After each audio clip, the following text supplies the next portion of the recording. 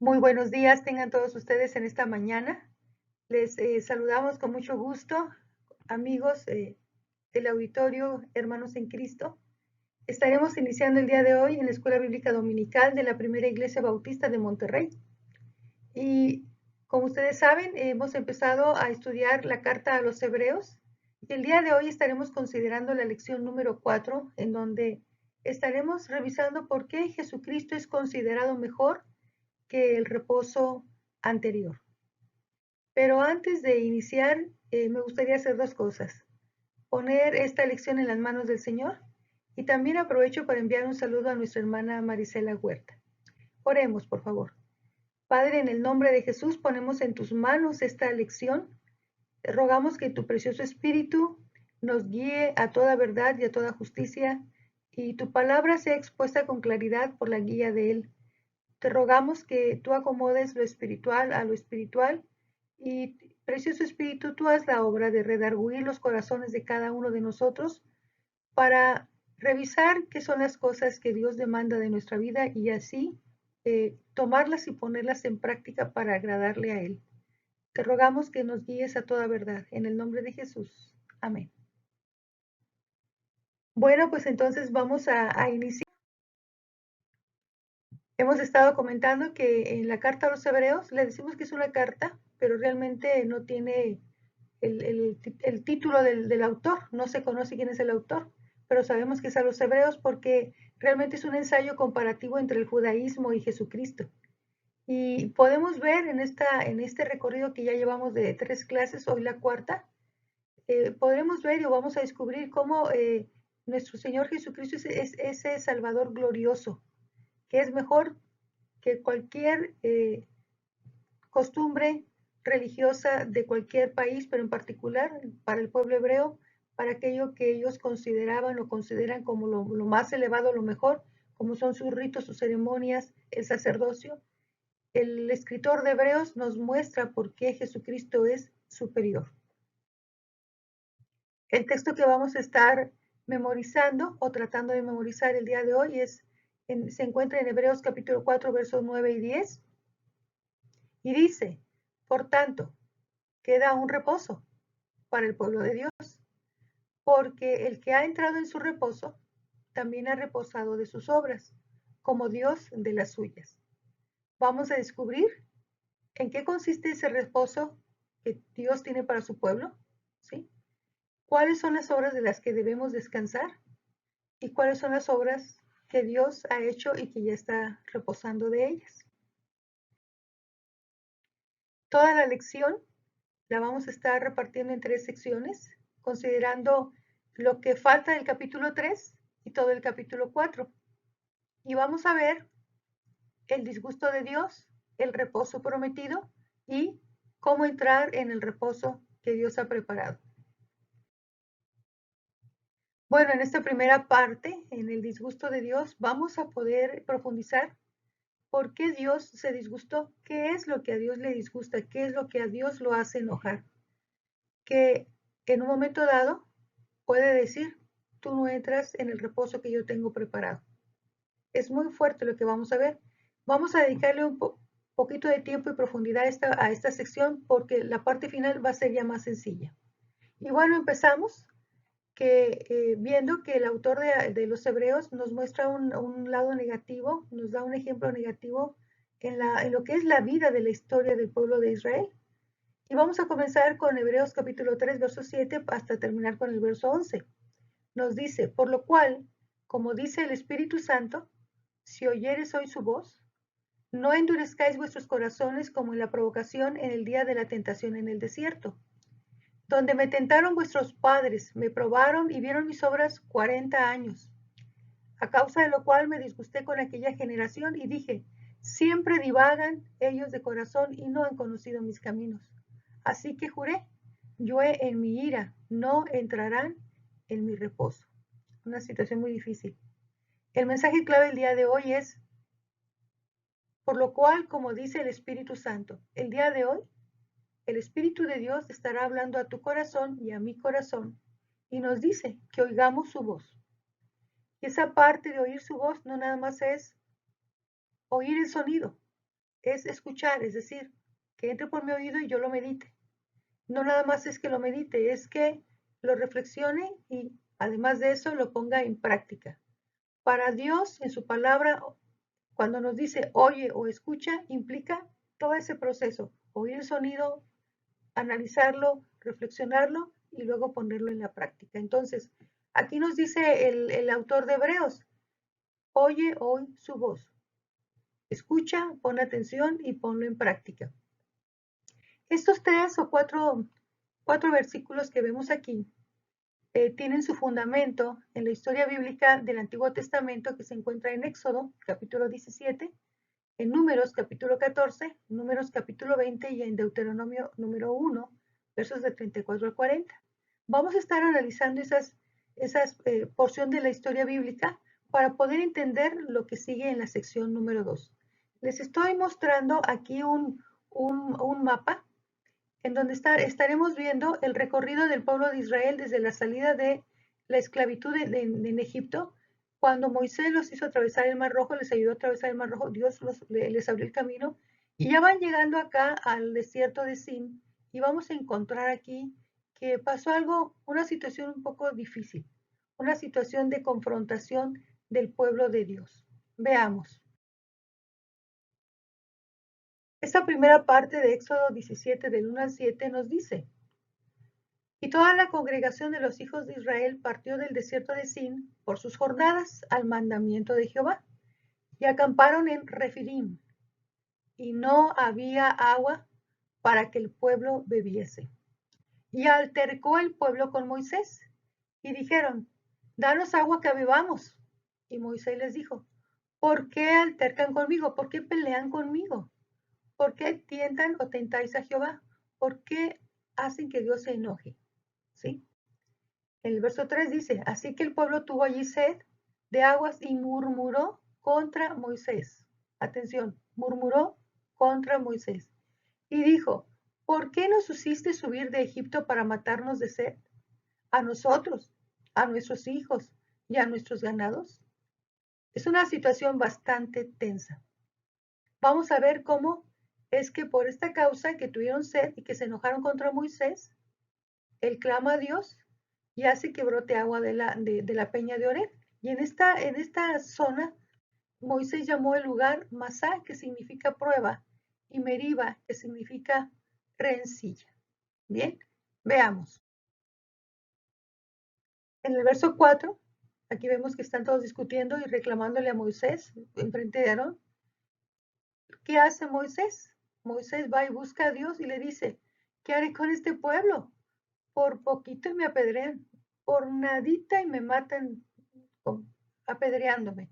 Moisés está preocupado, pero por el pueblo, no tanto por él. Y dice el verso 5, y Jehová dijo a Moisés: Pasa delante del pueblo, y toma contigo a los ancianos de Israel, y toma también contigo en tu mano tu vara, con la que golpeaste el río Nilo allá en Egipto. Y ve, atención, Dios le dice a Moisés: Párate enfrente del pueblo, llama a los ancianos, a la parte judicial, por así decirlo, y toma también en tu mano la vara que usaste allá en el río Nilo, es la vara de la autoridad que Dios le dio a Moisés. Y luego le dice en el verso 6, he aquí, yo estoy delante de ti, allí, sobre la peña de Oreb. Ya estamos cerca de la peña de Oreb. Y herirás la peña, ¿sí? Y saldrán de ella aguas. Y beberá el pueblo, y Moisés lo hizo así en presencia de los ancianos de Israel. Y llamó el nombre de aquel lugar Masá y Meriba, por la rencilla de los hijos de Israel, y porque tentaron a Jehová diciendo: ¿Está pues Jehová entre nosotros o no? Qué tremendo, ¿no? Se pusieron algo así: bueno, ¿qué? ¿Está con nosotros sí o no? ¿Está con nosotros Dios sí o no? Porque tenemos sed, no hay agua. En esa actitud estaban. No eran conscientes, no estaban agradecidos de haber salido de la esclavitud. No estaban en una actitud de: no importa que pasemos estos problemas, gracias a Dios ya somos libres, ya no estamos esclavos, lo que pasemos ahorita no importa, vamos a llegar a la tierra prometida, ¡qué bendición! no estaban en esa posición. Estaban en una actitud de niño chiflado y quiero que me des el agua. ¿Por qué no hay agua?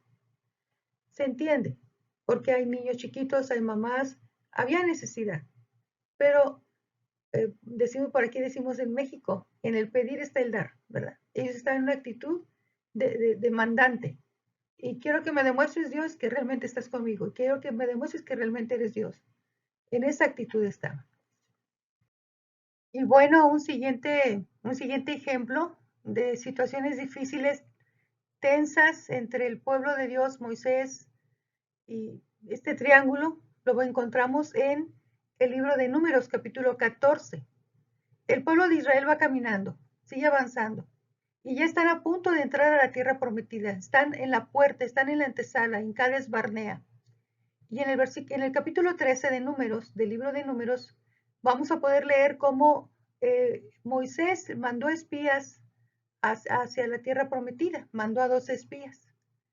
De esos 12, 2 dan buenas noticias, Josué y Caleb, y los otros 10 no dan buenas noticias y amedrentan al pueblo y el pueblo se desanima y empieza a murmurar.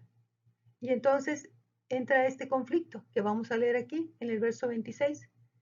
Y Jehová habló a Moisés y a Aarón diciendo, ¿hasta cuándo oiré esta depravada multitud que murmura contra mí? Las querellas de los hijos de Israel que de mí se quejan. Diles, vivo yo, dice Jehová, que según habéis hablado a mis oídos, así haré yo a vosotros.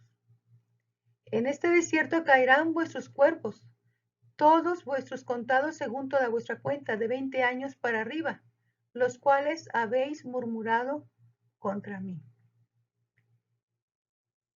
La parte fuerte de este pasaje es que murmuraron, aquí en Números 14. Ya están a punto de entrar a la tierra prometida. Pero, ¿qué implicaciones tiene murmurar? Esto es algo profundo y delicado, porque no nada más es decir, ay, mira qué feo vestido trae, ay, ¿te fijaste que se paró? Ay, ¿te fijaste que miró? Que ya de entrada eso está mal. Esta murmuración a la que se hace referencia aquí en este pasaje es algo bastante pesado. Es estarse quejando, estar murmurando día y noche. En el vocablo hebreo, lun implica la idea de estar permanentemente quejándote. Imagínate, todo el día. Y que no me gusta esto, y por qué el otro, y por qué aquí, y por qué allá. Todo el día. Esto habla de amargura de corazón, esto habla de rencor, esto habla de que eres una persona tóxica, pero de una manera grave. ¿Por qué? Porque estás contaminando tu vida, tu corazón, al tú estar expresando todo ello, porque estás contaminando, te estás contaminando más, pero al mismo tiempo contaminas a los demás. Y cuando estaba leyendo este pasaje, me vino a la mente este otro paralelo relacionado con el hogar, que nos habla de la mujer rencillosa, ¿verdad? Como gotera continua es la mujer rencillosa. Y como gotera continua es el hijo rencilloso y el esposo rencilloso. O sea, cualquier persona rencillosa destruye, destruye. Bueno, así estaban ellos en esa posición. Dice en el verso 30, vosotros a la verdad no entraréis en la tierra por la cual juré que os haría habitar en ella, excepto Caleb, hijo de Jefone, y Josué, hijo de Nun. Pero a vuestros chiquitos, o sea, los bebés, de los cuales dijisteis que serían por presa, yo los introduciré, y ellos conocerán la tierra que ustedes despreciaron. Y en cuanto a ustedes, sus cuerpos caerán en este desierto, morirán. Estaban en la antesala, estaban por entrar, ¿sí? Había una situación de queja constante, una situación amargura, de rencor, de contienda constante. Dice el verso 33, y vuestros hijos andarán pastoreando en el desierto 40 años, y estos llevarán vuestras fornicaciones hasta que nuestros cuerpos sean consumidos en el desierto. Es decir, ya llevaban caminando aproximadamente 2 años, el Señor les estaba dando 40, les mandó otros 38 años más para cumplir su castigo. Todo esto conforme al número de los días de los 40 días en que reconocisteis la tierra. Llevaréis vuestras iniquidades 40 años, un año por cada día, y conoceréis mi castigo. Los 40 días que estuvieron investigando cómo estaba la tierra se convirtieron en 40 años. Yo Jehová he hablado, así haré a toda esta multitud perversa.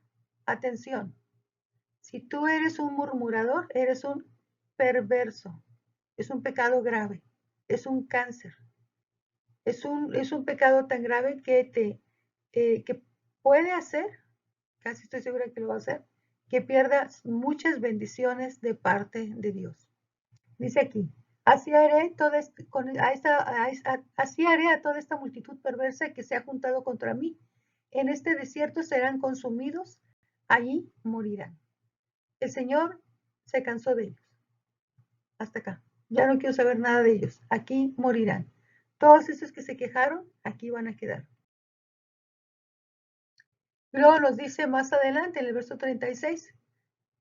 Y los varones que Moisés envió a reconocer la tierra, que volvieron e hicieron murmurar contra él a toda la congregación, desacreditando aquel país, o sea, diciendo, no, esa tierra no, es complicado, es gigante, no vamos a poder conquistarla. Esta es la tierra prometida, no, hombre, no la vamos a poder conquistar. Desacreditaron lo que Dios estaba entregando como tierra prometida. Aquellos varones que habían hablado mal de la tierra murieron de plaga delante de Jehová. Y nos dice el verso 38, mas Josué, hijo de Nun, y Caleb, hijo de Jefone, quedaron con vida de entre aquellos hombres que habían ido a reconocer la tierra. Bueno, aquí vemos un segundo caso de cómo el pueblo de Hebreo, el pueblo de Israel, se estaba quejando constantemente delante de Dios y no le creían, endurecían su corazón, se desanimaban, se daban por vencidos antes de entrar a la tierra prometida. Vemos un tercer caso. Ese tercer caso ya es en Números 20. Ya habían pasado los 40 años, ya habían recorrido todo ese tiempo. Y otra vez se vuelven al punto en donde ya están en el momento para entrar a la tierra prometida. Y vamos a ver qué sucede. Verso 2, vamos a ver del verso 2 al 13, Números 20. Y como no hubiese agua, otra vez, hay problema de agua. Para la congregación se juntaron contra Moisés y Aarón. Ya habían pasado 40 años. Moisés empezó más o menos a los 80 años, ya andaba por 120 años. Y por ahí andaba también Aarón. Y bueno, se presentaron contra Moisés y Aarón y altercaron todo el pueblo con Moisés y le hablaron diciendo, fuera bueno que nosotros hubiéramos muerto cuando perecieron nuestros hermanos delante de Jehová. O sea, aquellos que dieron malas noticias. ¿Por qué hiciste venir la congregación de Jehová a este desierto? ¿Para que muramos aquí nosotros y nuestras bestias? ¿Y por qué nos has hecho subir de Egipto? 40 años después estaban acordando de Egipto, no lo puedo creer. Para traernos a este mal lugar. No es lugar de cementera, o sea, no es lo que me prometiste. No es de higueras, no es de viñas, ni de granadas, ni siquiera de agua para beber. Pues claro que no, todavía no entraban a la tierra prometida, pero ellos ya querían ahí ver lo que era la tierra prometida. Todavía no entraban. Estaban reclamando esa tierra prometida. ¿Y qué sucede? Se fueron Moisés y Aarón delante de la congregación a la puerta del tabernáculo de la congregación y se postraron sobre sus rostros y la gloria de Jehová apareció sobre ellos. Se humillaron. Dice, Señor, llevamos 40 años y seguimos con lo mismo. Verso 7. Y Jehová habló a Moisés diciendo, Moisés, toma la vara y reúne a la congregación. Otra vez. Toma la vara y reúne a la congregación. Tú y Aarón, tu hermano. Observe, ahora no son los ancianos, ahora es Aarón. Ya no es el poder judicial, ahora es el poder espiritual, la parte religiosa. Vas a tomar a Aarón, el sumo sacerdote, y le sacarás agua de la roca. Bueno, perdón, me salté aquí. Tú y tu hermano Aarón, y hablad a la roca en ojos de ellos. esta vez Dios no le dice a Moisés, golpea la roca, él le dice, háblale. ¿Sí? Estamos en un lugar bien diferente al primero. El otro está allá por Oreb, por Refidim, y este está acá por cerca de Cades Barnea. Pero hay una roca. ¿Sí? Y darás de beber a la congregación y a las bestias. Le vas a hablar a la roca, ella dará agua, sacarás aguas de la roca y se la darás de beber a la congregación y a los animales también. Entonces, Moisés tomó la vara de delante de Jehová, como él le mandó. Para este momento, después de 40 años de haber sobrellevado muchas cosas, a Moisés ya le habían colmado la paciencia. Y Moisés ya perdió ahí control como líder. Vamos a poner atención en la reacción del pueblo y en la reacción del líder. Si en este momento Dios te ha estado llamando a liderar a un grupo de creyentes, es importante que veas el ejemplo de Moisés, porque el Señor demanda del liderazgo cristiano un estándar mucho más elevado de lo que se pide en el mundo. Dice el verso 10, y Moisés y Aarón reunieron a la congregación delante de la roca y les dijo, oíd ahora, rebeldes, ¿os hemos de sacar aguas de esta roca? Observa. Moisés primero les habla ya de mal modo al pueblo, que eso lo merecían, podríamos pensar, pero no es un lujo que se puede dar un líder. Os hemos, ya entró en soberbia y en arrogancia Moisés, porque él se adjudica un poder que solamente le corresponde a Dios. Dios y yo les vamos a dar el agua de la roca. Dice el verso 11, entonces alzó Moisés su mano, ¿y qué hizo? No le habló, hirió a la roca, y no solamente le dio un golpe, le dio 2 golpes. Y salieron muchas aguas, y bebió la congregación y sus bestias. Esto es delicado. Dios cumplió su palabra, dio el agua como lo prometió, porque él no se contradice a sí mismo, él no puede negarse a sí mismo, ¿sí? Su carácter es de fidelidad y cumple su palabra. Dice el verso 12, por eso lo subrayé con amarillo. Y Jehová dijo a Moisés y Aarón, por cuanto no me creíste, o sea, en lugar de hablarle a la roca, la golpeaste, y no nada más una vez, fueron 2 veces. Para santificarme en los ojos de los hijos de Israel, o sea, no iba a ser necesario que ya le golpearas, ya con que le hablaras era suficiente. Por tanto, no meteréis esta congregación en la tierra que les he dado. Me imagino la sorpresa para Moisés y Aarón, el escuchar esa decisión de Dios. ¿Cómo que después de 40 años no vamos a entrar a la tierra prometida? No van a entrar, porque no me honraron. Y tú pudieras decir, ¿pero qué le pasa a Dios? Todas las veces que el pueblo estuvo batallando y fallando y tentándolo y haciéndolo enojar. Y Moisés nunca le falló, nada más en esta vez le falló. Pues sí, pero Dios demanda un estándar mucho más elevado para aquellos que son sus siervos directos. Y esto me hace reflexionar mucho en todo lo que hacemos cuando el Señor nos manda, nos llama a servirle, si nosotros estamos respondiendo a la altura de su llamamiento, de ese liderazgo, en rectitud, en control de temperamento, en carácter, en amor para las ovejas, el amor para la congregación, para el grupo de discípulos que Dios te ha dado. Hay que negarnos, dice el Señor. Niéguese a sí mismo, tome su cruz cada día y sígame. Dice el verso 13, estas son las aguas de la rencilla por las cuales contendieron los hijos de Israel con Jehová, y él se santificó en ellos. Es decir, Dios cumplió su palabra. Pero si tú llegabas a pensar, no sé, el pueblo dijera, no, pero Moisés sí le va a aguantar cosas, pues es Moisés. No, no nos va. Dios no va a tolerar eso, no lo va a tolerar. Cualquier falla el Señor la juzga y lo hace de una manera de acuerdo a su carácter. En ese momento Dios cumplió su palabra, ¿sí? En ese momento no le dijo, oye, no, ¿qué te pasa? Moisés, ¿qué tienes?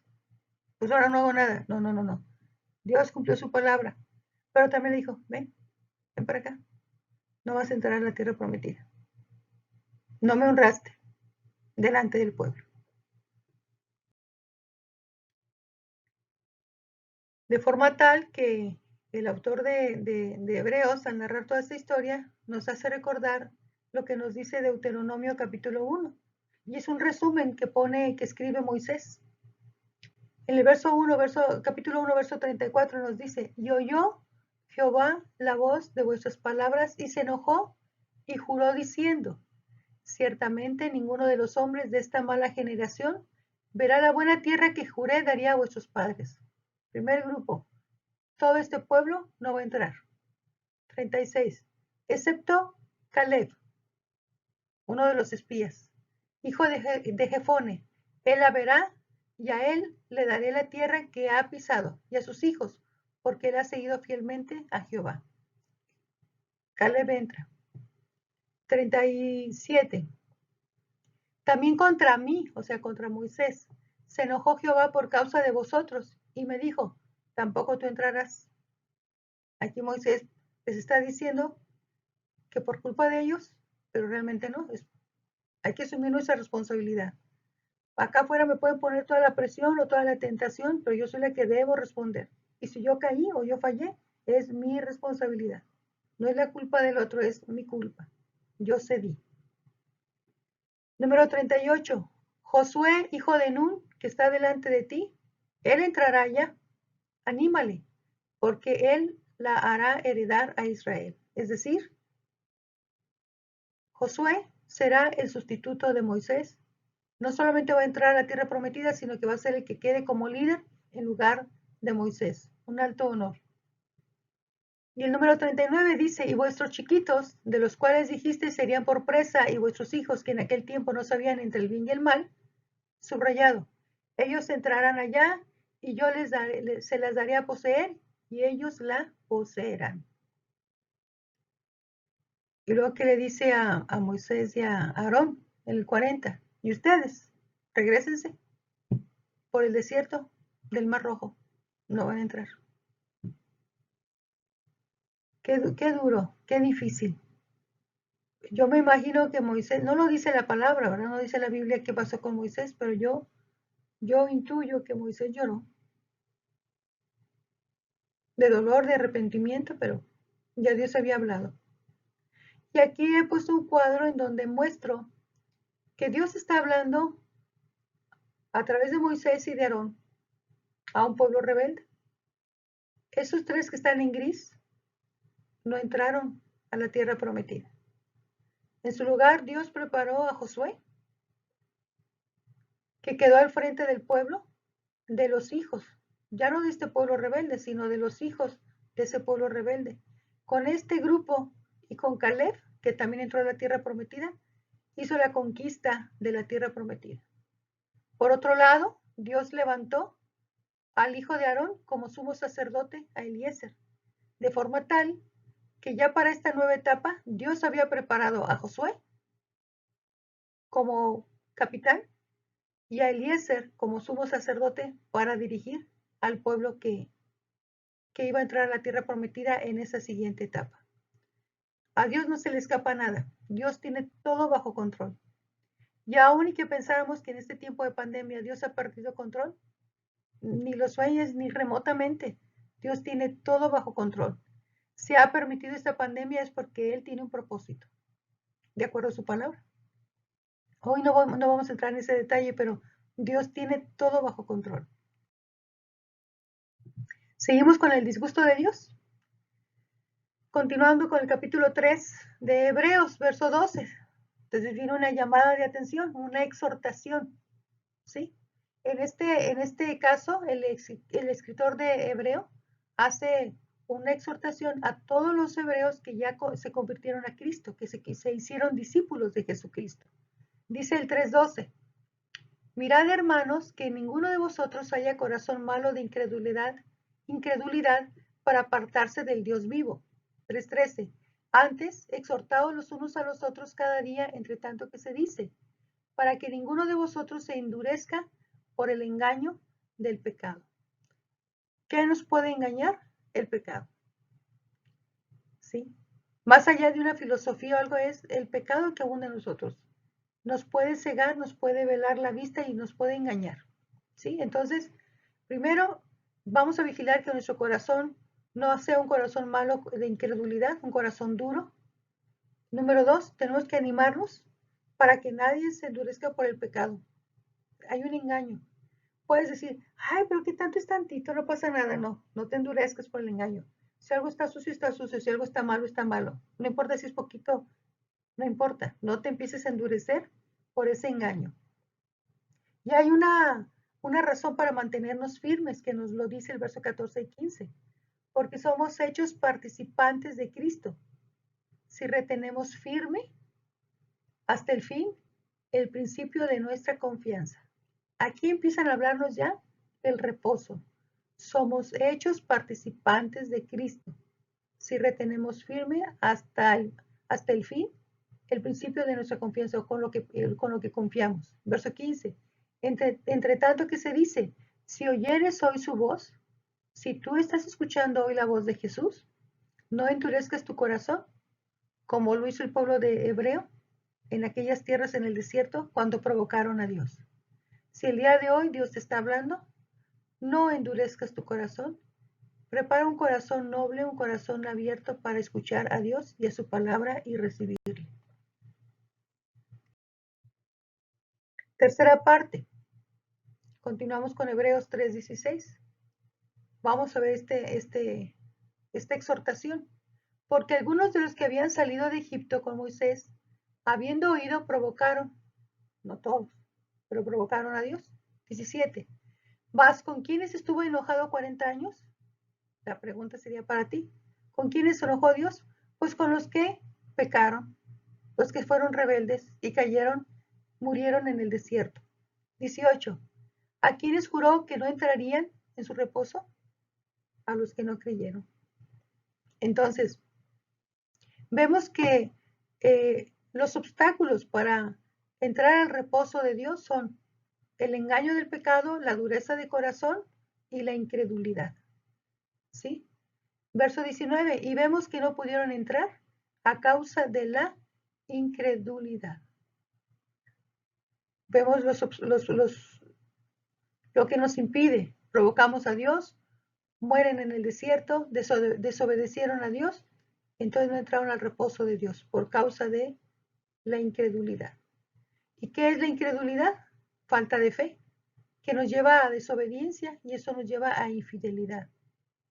Podemos ver también que podemos ejercer la incredulidad de una manera pasiva y de una manera activa. Activa es, no obedezco, no creo, porque no creo, no obedezco. Pero en forma pasiva es, me vuelvo en alguien no digno de confianza. No pueden confiar en mí porque saben que adentro yo no soy estable. Cambio. Ando siempre de aquí para allá, titubeando, quejándome, ¿sí?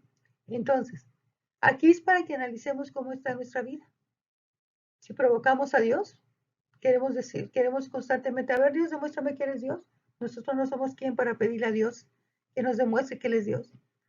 Tenemos que venir ante Él contritos y humillados para pedirle perdón por nuestros pecados y que Él actúe en nuestra vida. ¿Sí? Porque es comprobado que aquel que se vuelve rebelde de Dios, Dios le quita la vida antes. Dios nos da oportunidad, dice, Dios no quiere que nadie muera, sino que todos procedamos al arrepentimiento. Sin embargo, cuando la persona endurece su corazón a tal punto que Dios ve que jamás va a cambiar, ya termina su vida. El Señor corta los días por causa del pecado. Vamos a ver entonces ahora el reposo prometido. Vamos a ver aquí en Hebreos capítulo 4 del 1 al 4. Y vamos a poder ver todo lo que es la rebeldía, la desobediencia y la incredulidad que no debemos darle cabida en nuestro corazón y antes al contrario, tomar con fuerza las promesas de Dios para nosotros caminar hacia adelante. Dice así en Hebreos 4:1, temamos pues que, quedando aún la promesa de entrar en su reposo, en el reposo de Dios, alguno de vosotros parezca no haberle alcanzado. El autor de Hebreos le dice a ese grupo de hebreos que todavía no creen en Jesucristo. Y también nos habla el día de hoy a nosotros. 4:2, porque también nosotros se nos ha predicado el Evangelio como a ellos, pero no les aprovechó la palabra predicada a los que lo oyeron al no mezclarla con fe. O sea, podemos escuchar, más bien podemos oír la palabra, pero no haber fe no produce fruto. 4:3, pero nosotros que hemos creído, clave, oímos y creímos, entramos en el reposo, de la manera que él dijo. Por tanto, juré en mi ira, no entrarán en mi reposo. ¿Por qué? Porque no creyeron, porque fueron duros. 4:4, porque en cierto lugar dijo así del séptimo día, y reposó Dios de todas sus obras en el séptimo día. ¿Qué es el reposo? Bueno, para Dios, de acuerdo aquí Hebreos 4:4, Dios ya reposó de sus obras, Él ya hizo todo lo que tenía que hacer. Dice la palabra en Génesis que al séptimo día descansó y vio que todo era hermoso y que ya estaba completo. Entonces, aquí en Hebreos 4:4 nos dice es el séptimo día, el reposo, el sabbat. Ya descansé, yo ya hice lo que tenía que hacer. Para Israel, ¿cuál es el reposo? Para Israel, su reposo fue en aquel tiempo poder entrar a la tierra prometida, de acuerdo a lo que ya vimos en Deuteronomio 1:39. ¿Sí? Para ellos es poseer la tierra. Para nosotros, me voy a adelantar un poquito, para nosotros, para el creyente, nuestro reposo es Jesucristo. Nos dice Mateo 11:28, vengan a mí todos los que están trabajados y cargados, que yo les haré descansar. Bueno, ¿por qué decimos esto? Ahorita lo vamos a revisar. Algo importante antes de avanzar es que el reposo que Dios ofrece no solamente es algo temporal, como el reposo, no sé, en el caso del pueblo de Israel de la esclavitud, el reposo de los enemigos, el reposo de las guerras, o en nuestro caso particular, por ejemplo, en mi caso, pues el reposo, ya me jubilé, o para el que está trabajando y es estudiante, ay, es sábado, voy a descansar. Ya es sábado, ya el viernes ya es el último día, voy a descansar de mi trabajo de 7 días. Es mucho más que eso. Dios nos está hablando de un reposo que tiene alcance eterno. Es un reposo que Él ha preparado para nosotros y que de aceptarlo nos dará salvación y vida eterna. Vimos hace un momento que el autor de Hebreos decía, escucharon, pero no les aprovechó porque no escucharon con fe. Pero los que hemos creído, hemos entrado al reposo del Señor. ¿Cuál es ese reposo o quién es ese reposo? Lo vemos aquí en Hebreos 4:5. Y otra vez aquí no entrarán en mi reposo. Así que, puesto que falte que algunos entren en él, o sea, algunos hebreos, y aquellos a quienes primero fue predicado, no entraron por causa de incredulidad. ¿Quiénes son aquellos que primero, a quienes primero les fue predicado? Pues a los hebreos de ese tiempo, de los tiempos del Señor Jesús. ¿Por qué? Porque hubo incredulidad. Recordemos, en todos los evangelios se muestra siempre las dos partes, los que creyeron y los que no creyeron. Y todos eran hebreos. Claro, también hubo gentiles, pero el grueso, la mayoría de las personas a las que se les predicó el reposo del Señor, el evangelio de Jesucristo, fue el pueblo de Israel. 7. Otra vez determina un cierto día diciendo por medio de David, hoy, después de tanto tiempo como está dicho, si hoy oyeres su voz, no endurezcas tu corazón. Si tú estás escuchando el llamado de Dios para tu vida el día de hoy, no endurezcas tu corazón. Prepáralo y responde con un sí, con fe. Número 8, porque si Jesús les hubiera dado el reposo, no hablaría después de otro día. Por tanto, queda un reposo para el pueblo de Dios. Porque el que ha entrado en su reposo el reposo de Dios, que es Jesucristo, también ha reposado de sus obras. ¿Cuáles obras? Todo lo que el hombre quiere y piensa que debe hacer para ganarse la salvación. Esas son las obras del hombre. Como Dios, de las suyas. Dios ya reposó de sus obras. Él ya hizo todo. Creó el cielo, la tierra, el universo, el mundo. Preparó un plan para la salvación. Mandó a su Hijo. Ya reposó. El Señor ya hizo todo. Jesucristo, en la cruz, dijo, consumado es. Murió, resucitó y ascendió y está sentado. El estar sentado significa que ya hizo la tarea. Ya hizo la obra que tenía que hacer. Continuamos con el reposo prometido. Estamos aquí en Hebreos 4:8 y vemos que Josué no les dio el reposo. Realmente, entraron a la tierra prometida fue el reposo temporal, pero no es el reposo final y verdadero. El reposo final y verdadero es Jesucristo en base a lo que acabamos de ver. ¿Por qué? Porque los que entramos en este reposo ya no hacemos obras tratando de ganar nuestra salvación. Ahora descansamos en la perfecta obra de salvación hecha por el Señor Jesucristo. Sabemos que dice Efesios capítulo 2, verso 8 y 9, porque por gracia sois salvos por medio de la fe. Otra vez, la fe, no por obras. Dice, y son los de vosotros, pues es un regalo de Dios, es un don de Dios, no por obras, para que nadie se gloríe. Entonces, vemos que la salvación la obtenemos por medio de fe. Entrar al reposo es por medio de la fe. Somos salvos hoy por medio de la fe. ¿Sí? Y esto me hace reflexionar en el ejemplo que vimos de las dos peñas que dieron agua, la peña de Oreb y la otra peña que está a la entrada o cerca de Cades Barnea. El punto es la roca, el tipo. El tipo de la roca es Cristo. Moisés al golpearlo una vez, dice la palabra del Señor, y el herido fue por nuestras rebeliones y dio agua la primera vez. La golpeas. Fue golpeado para cumplir la ley. Moisés representa la ley. Esa vara representa la ley. Moisés, nuestros pecados representan. Él es lastimado, herido, muerto por nuestros pecados. Pero la segunda vez, en la siguiente peña, que está cerca de Cades Barnea, Dios le dice a Moisés, háblale. Ya no es necesario que la golpes, porque ya murió una vez. Así nosotros. El día de hoy, para entrar a este reposo prometido, lo único que tenemos es, por fe, clamar a Jesucristo, nos dice Romanos 10, 8 al 9 y 10. Porque con el corazón se cree para justicia, pero con la boca se confiesa para salvación. Y no es necesario que matemos otra vez a Jesucristo. Él está vivo en el cielo.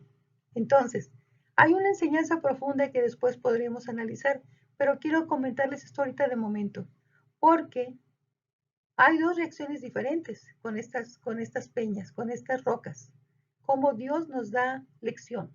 Y en los dos casos nos da el agua de vida. Jesucristo es el agua de vida. El que tiene sed a mí, venga.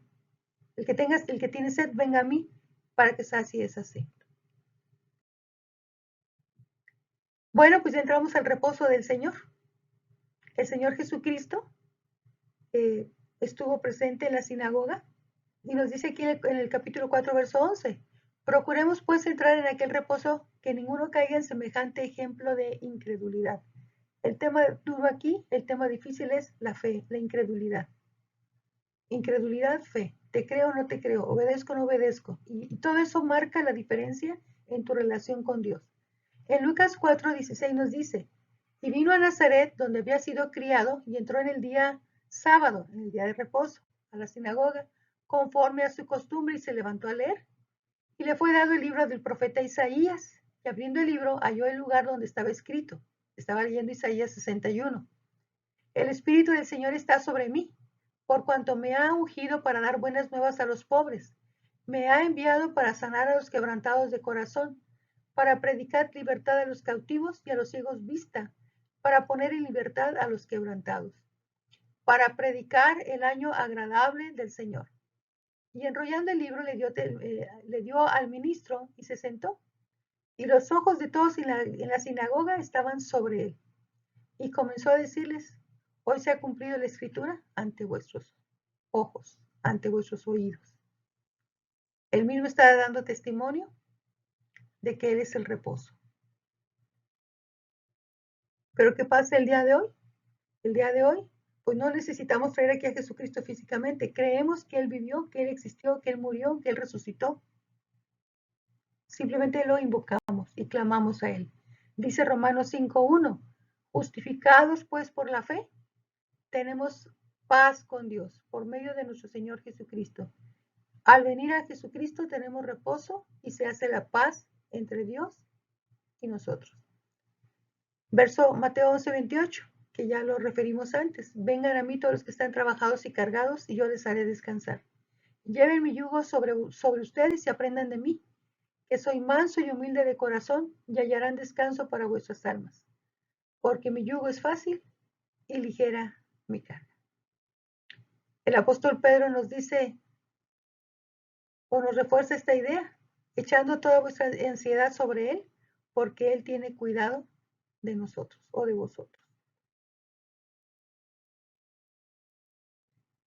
¿Qué necesitamos para entrar al reposo? Pues basarnos en la palabra. Dice la palabra, porque la palabra de Dios es viva y eficaz y más penetrante que toda espada de dos filos, que penetra hasta partir el alma y el espíritu, las coyunturas y los tuétanos, y discierne los pensamientos y las intenciones del corazón.